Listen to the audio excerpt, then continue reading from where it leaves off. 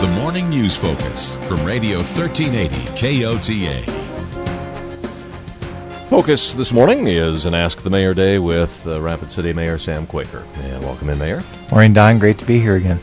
Talking about the city of Rapid City. That's what these times are for on Thursdays, is all things Rapid City. And going to start out with resignation that was given to the city yesterday. And, well, there's another one that will need filled, another position. Just can't keep people. That's all said in jest. Yeah. That's a joke. Well, first of all, we really appreciate Brian Maliski's 20 years of dedicated service to our community.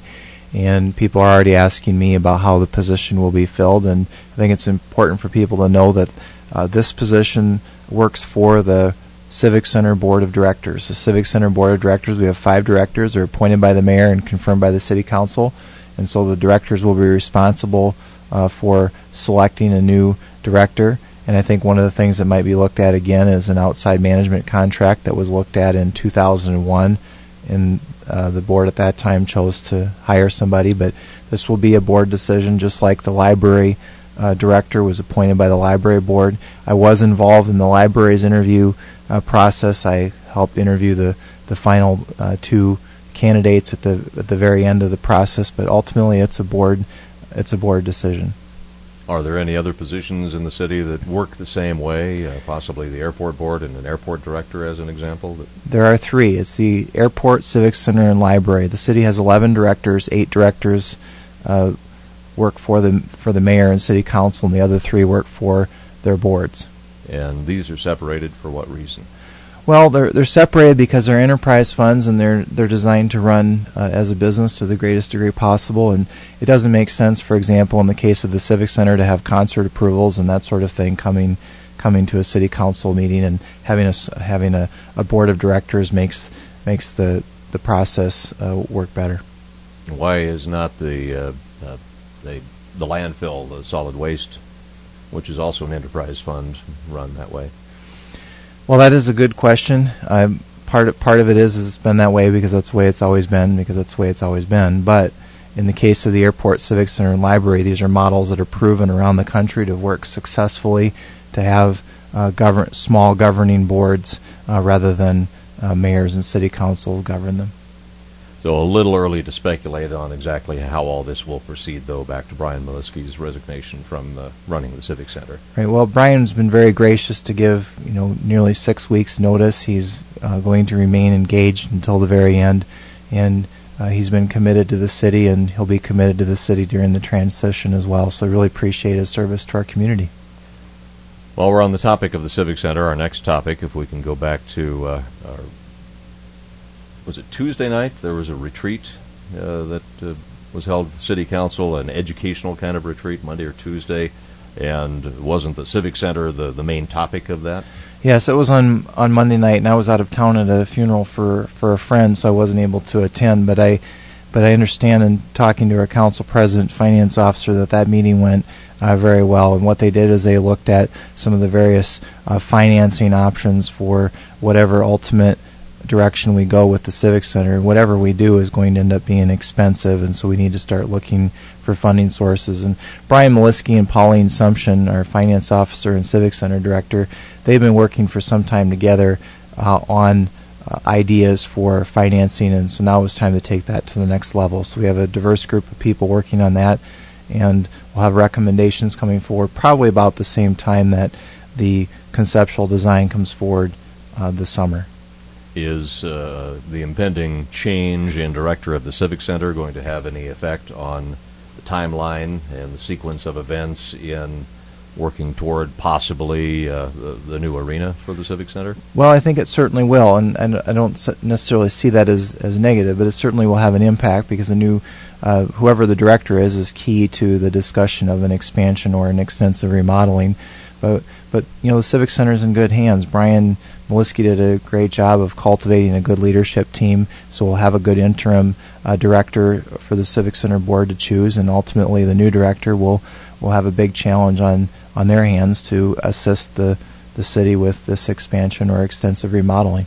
And I want to back up before we're done with this topic, and we'll take our break, but to get a little more on what you mentioned when we first started talking about this, and that would be a management contract, or what was it you said as a possible way to run the Civic Center? If you could expand on that a little bit, what would that be? If you look at Sioux Falls, Lincoln, Omaha, I think Sioux City, maybe Fargo, there's a number of entities that uses a private management firm to manage their arenas and their civic centers, and that is something that the Civic Center Board looked at in 2001. Ultimately, decided to do an internal hire and have an employee in that position, which was Brian Maliski, but something that's being recommended already, and I believe that Brian's in support of looking at this as well, is at least look at the concept of whether it makes sense to have a management firm like what Sioux Falls and Omaha and other cities do, because now is the perfect time to look at that, and that will ultimately be up to the board. What would that bring that would be a positive as opposed to having an in-house person? Is it more cost effective?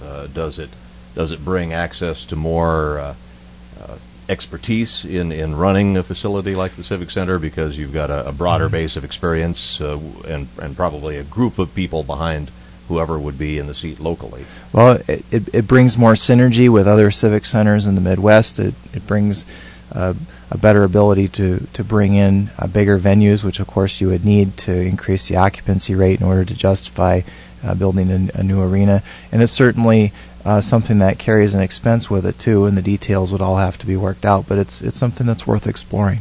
All right. We'll take our break and be back with more in about 10 minutes or so. Rapid City Mayor Sam Kooiker, our guest on Focus this morning on KOTA. News, weather, sports, and then Focus will return. The Morning News Focus from Radio 1380 KOTA. We're back with Rapid City Mayor Sam Kooiker and our Focus on the City of Rapid City conversation, which happens most Thursdays.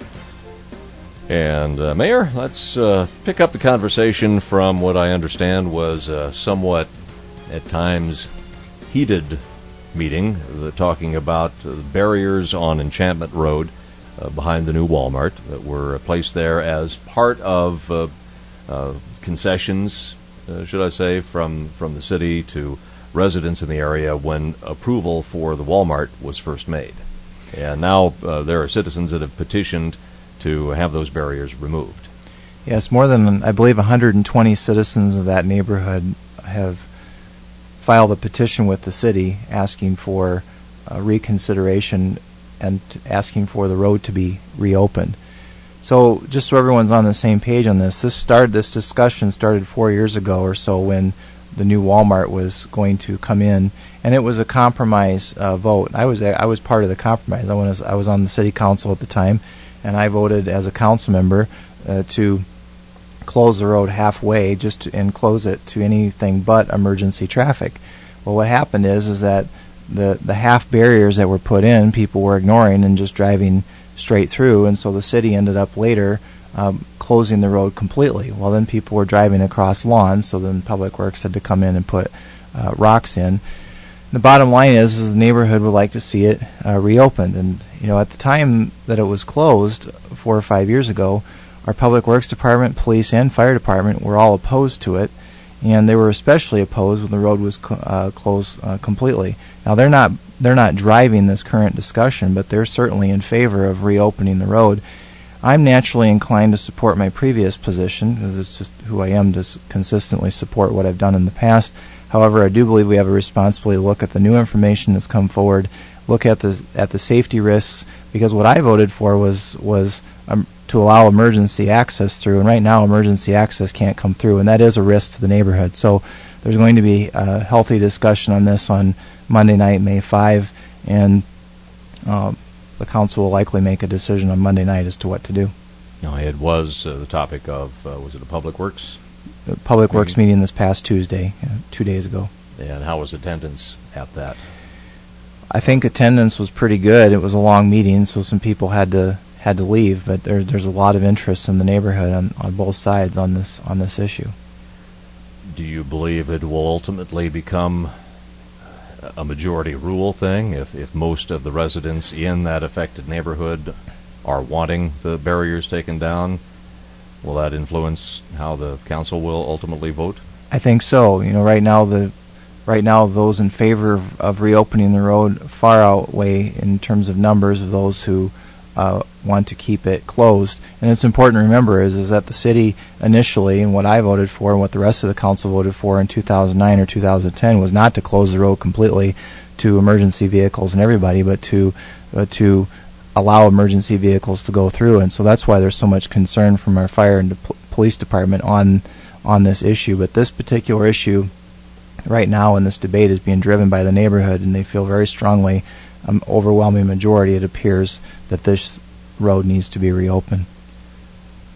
Talked about at Monday's council meeting. It will be. That's coming Yes. up. What's the timeline going to be on that? Is this just a simple vote, yay or nay, by the council at some point, whether it happens Monday or a future meeting down the road? My understanding is it is a simple vote, be a simple majority vote, and then it could theoretically be reopened later that week. If the council votes in favor of that If the happening, council the votes, barriers yeah. would be out as soon as Public Works got around to taking them out. Right. Well, actually, there's a city ordinance that empowers the Public Works Director and the administration to make the change unilaterally, although I don't recommend doing that. And that's why it's coming back to the council for a full discussion and a debate. All right. So the council doesn't necessarily have to be involved in this then. No, but they should be, because it was initially a council action, and in order to undo a council action, the right thing to do is to bring it forward for discussion and consideration. All right. Something we have not talked about before here in our conversations, but there's a pet shop bird store in downtown Rapid City. It's been located in a number of different spots on St. Joe Street in the 600 block of St. Joe for a number of years, and then down to the corner of 4th and St. Joe for a while. And then they've moved to Main Street in, the 900 block of Main Street, and they're hoping that was their final stop in routing through downtown with a remodeled store that they wanted to be in permanently. And then something came up from the side of the city that said they couldn't be there at all. What is the background and the story behind that? Well, here's the background: is the Humane Society is responsible for licensing of pet stores. Humane Society contacted the city on a routine permit renewal, and it was discovered at that time that we had this old 1935 ordinance that doesn't allow pet stores downtown.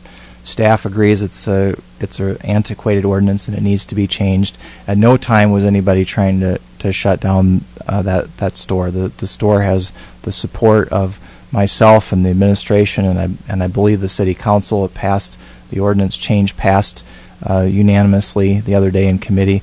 The reality is look, our town was founded in 1882. We have a number of old, antiquated ordinances on the books, and when we see them, we fix them. Until last year, it was illegal to throw candy at a parade.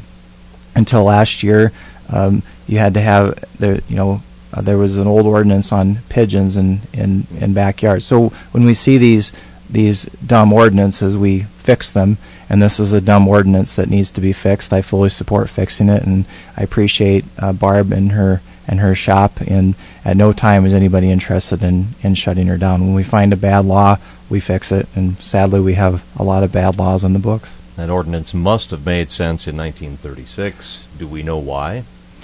I'm sure it made sense to somebody, but it doesn't make sense to me. And we don't have a record of why No. today that would have been implemented No. by the council at that time. So is that being voted on this coming Monday then at the city council? It passed planning commission unanimously the other day, and then it's coming to the city council for first reading on Monday night, May 5. All right. Another ordinance that is being addressed by the council is the adult-oriented business ordinance, a change being made to that. I guess kind of a minor change to the overall ordinance. Is that what's coming? It is a relatively minor change, and it arose out of the hearing that was held recently on an adult-oriented business in town, and the issue at stake in that hearing was whether or not the police department was appropriate in wanting to look behind the private door, and the ordinance isn't clear as to whether a private door or private room is allowed. And so what we did is we brought forward a minor change to the ordinance that basically says, look, private private rooms aren't allowed. Let's not make the job any harder for law enforcement than it already is.